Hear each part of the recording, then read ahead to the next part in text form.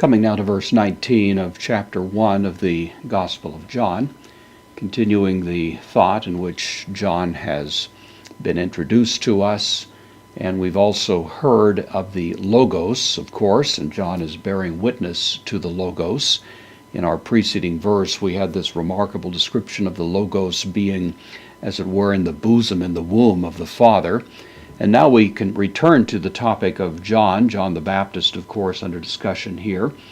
And John the Apostle writes, Kai and Haute, demonstrative pronoun translated this.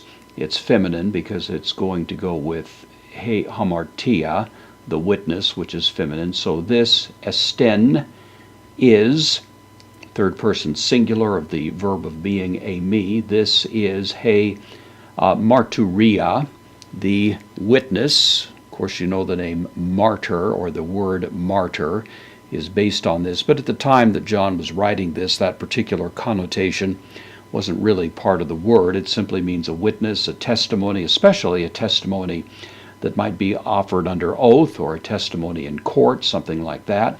So this is something on the order of official testimony, official witness. This is the testimony, the witness to Ioannou, referring to John in the genitive here. It is the witness, the testimony of John. Hota, when, adverb of time.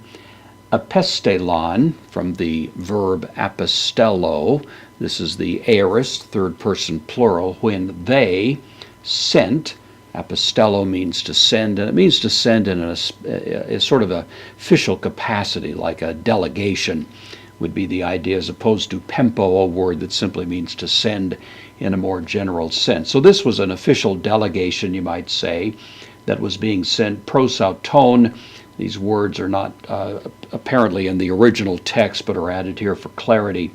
When they sent hoi udaioi, the Jews, standard word, nominative, masculine, plural. So when the Jews, referring, of course, to their official capacity, which is often the way John uses it in his gospel. When he uses the word the Jews, he doesn't mean it ordinarily in a broad, generic sense of the whole class of people who were Jewish, but rather the official Jews, the people who were representative, in a sense, of official Jewish religion of the day. So when these, the Jews, the official leaders, sent to him eggs, the preposition takes the genitive Jerusalem, Jerusalem, the Greek word for that. So out of Jerusalem, heores, priests, kai lietos, Levites, so priests and Levites, official representatives of the Jewish religion, out of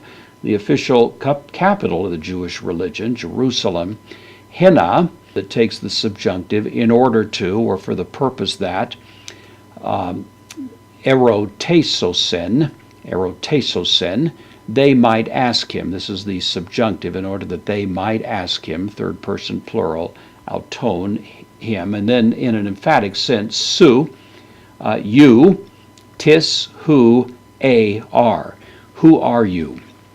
Emphasis on the word you. It's intended to convey a kind of sense of almost an interrogation, the kind of thing that might be put to a person in a deposition or something like that, in which there's a rather official and weighty character to the question. Just who are you anyway? And so this is the point at which the question is being put to John the Baptist as to what exactly does he claim to be. And his answer, of course, we'll see in the subsequent verse.